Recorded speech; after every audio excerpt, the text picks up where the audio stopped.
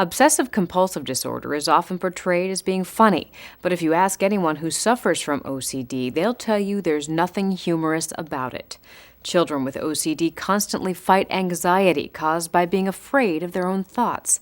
Cognitive behavioral therapy reduces symptoms, but many children do not have access to it. Doctors at Mayo Clinic are trying to change that.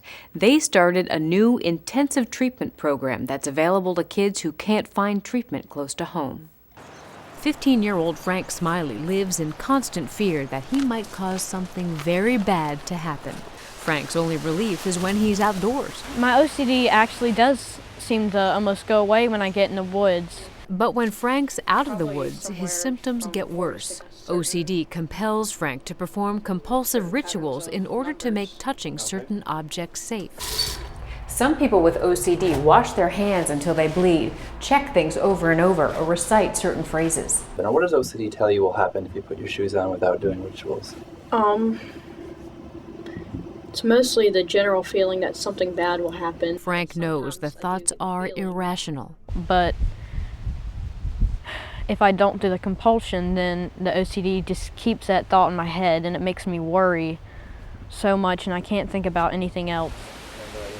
It's a kind of mental torture. You can't get away from it. The only way is to face it, which is extremely hard. Facing your fears is the theory behind Mayo Clinic's intensive OCD treatment program. Our treatment is to help kids learn to better manage their anxiety.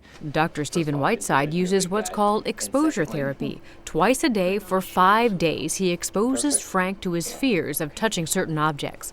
Then he helps Frank work through the anxiety without rituals. Frank and his mom learn these techniques so they can practice at home to keep the OCD under control.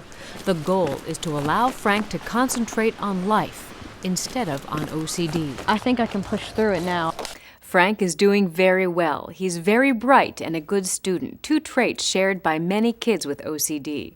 Dr. Whiteside says in addition to giving Frank skills to practice at home, the program also includes close follow-up via phone calls.